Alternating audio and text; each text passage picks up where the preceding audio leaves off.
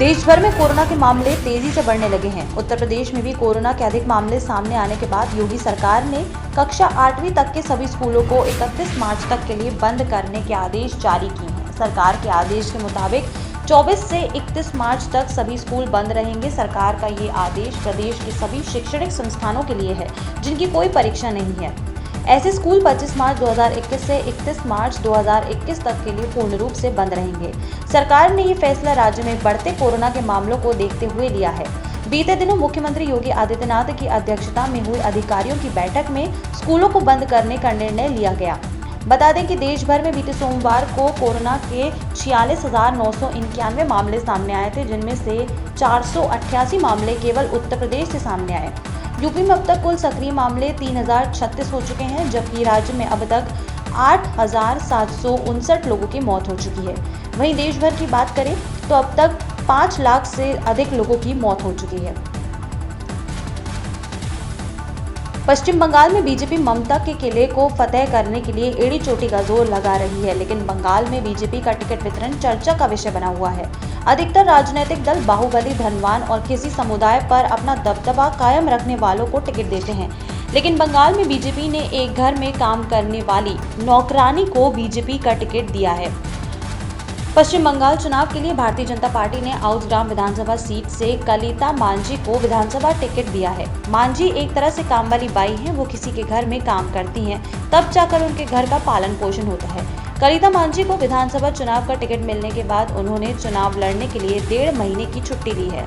बताया जा रहा है कि कलिता मांझी 3 घरों में मेड हैं। उनके पति सुब्रतो मांझी प्लम्बर का काम करते हैं। कलिता के पास पक्का मकान नहीं है। वो माजपुकुर पार के पात्रोपाड़ा के वार्ड नंबर 3 में एक झोपड़ी में रहती हैं। कलिता का एक बेटा भी है जो 8वीं क्लास में पढ़ता है।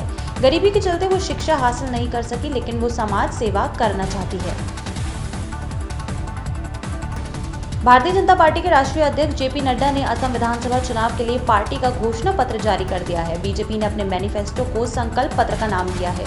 इस कार्यक्रम में बीजेपी राष्ट्रीय अध्यक्ष जेपी नड्डा, केंद्रीय कृषि मंत्री नरेंद्र सिंह तोमर, असम के मुख्यमंत्री सर्बानंद सोनोवाल और राज्य मंत्री हिमंत बसवराव शर्मा मौजूद रहे।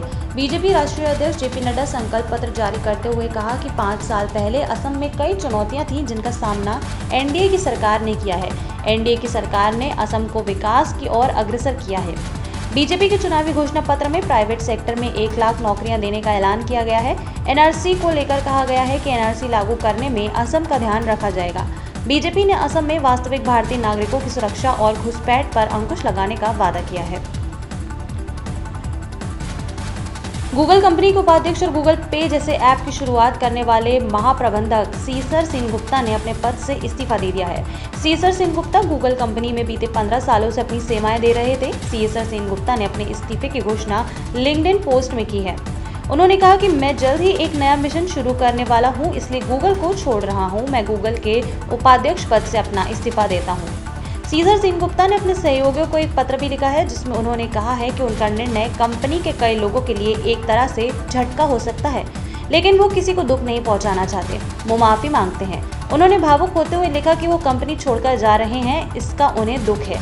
कई खूबसूरत क्षण का जश्न मनाने का मौका गूगल और सभी ने दिया। सीसर सेनगुप्ता ने कंपनी में दी गई जिम्मेदारी के लिए कंपनी के सीईओ को धन्यवाद दिया है। शराब पीने के बाद मौत होने पर अब बीमा कंपनियों को बीमा की राशि नहीं देनी पड़ेगी। ये फैसला सुप्रीम कोर्ट ने दिया है। सुप्रीम कोर्ट ने बड़ा फैसला लेते हुए कहा है कि अत्यधिक शराब पीने से हुई मौत दुर्घटना की श्रेणी में नहीं आती है। कोर्ट ने एक केस की सुनवाई करते हुए ये बड़ा फैसला दिया। दरअसल कोर्ट ने सोमवार को एक मामले में सुनवाई करते हुए कहा कि शराब पीने से हुई मौत दुर्घटना की श्रेणी में नहीं आती है। सुप्रीम कोर्ट के जस्टिस एम शांता नागौर और विनीत शरण ने कहा है कि बीमा कंपनी सिर्फ किसी दुर्घटना में हुई मौत के बाद परिजनों को मुआवजा देने का दायित्व है, न कि अधिक शराब पीने से हुई मौत में मुआवजा देने का। कोर्ट ने फैसला तब दिया जब एक व्यक्ति की अधिक शराब पीने से मौत हो गई थी और मृतक के परिजनों ने बीमा राशि का दावा किया था, जिसके बाद बीमा कंपनी ने दावा खारिज कर दिया था, जिसके बाद मृतक के परिजनों ने कोर्ट की शरण ली थी। देश भर में कोरोना वायरस महामारी के खिलाफ जंग में वैक्सीनेशन अभियान काफी तेजी से चलाया जा रहा है। अभी तक देश भर में तकरीबन 4 करोड़ से अधिक लोगों को वैक्सीन लगाई जा चुकी है। वहीं अब मोदी सरकार ने वैक्सीनेशन अभियान को लेकर एक बड़ा फैसला लिया है।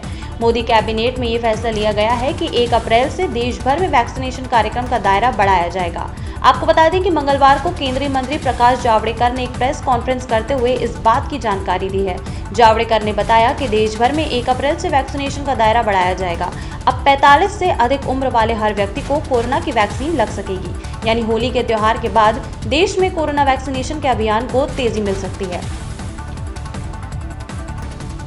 प्रधानमंत्री नरेंद्र मोदी ने मध्य प्रदेश के ग्वालियर में हुए सड़क हादसे में मारे गए लोगों के नजदीकी परिजनों को 2-2 लाख रुपए के मुआवजे की घोषणा की है। इसके अलावा मुख्यमंत्री राहत कोष से भी हादसे में मारे गए लोगों के परिजनों को 4-4 लाख रुपए देने का ऐलान हुआ है। मंगलवार सुबह ग्वालियर में मुरैना रोड पर बस और ऑटो में टक्कर हो गई थी। इस हादसे में 13 लोगों के मारे जाने की खबर है। मरने वालों में 12 महिलाएं और एक ऑटो ड्राइवर भी शामिल है। मीडिया रिपोर्ट्स के अनुसार मरने वाली ज्यादातर महिलाएं और आंगनबाड़ी में काम करने वाली लोग हैं।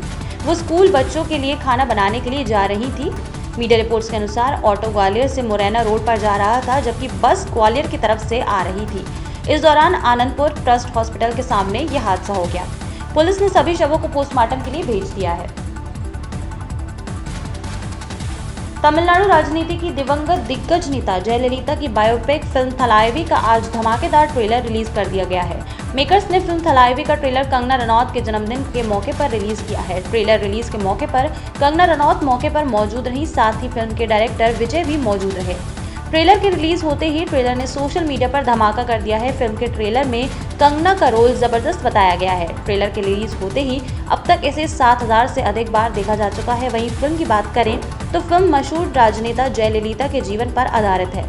फिल्म में कंगना रनौत ने जयललिता का अभिनय किया है। फिल्म में जयललिता के राजनीतिक संघर्ष को दिखाया गया है। जयललिता पर आधारित फिल्म थलाइवी 3 भाषाओं में रिलीज होगी। फिल्म को जयललिता की जयंती 23 अप्रैल 2021 को रिलीज किया जाएगा। खास बात यह है कि फिल्म के लिए कंगना ने अपना 20 किलो वजन बढ़ाया था और फिर जल्द ही कम भी कर लिया था।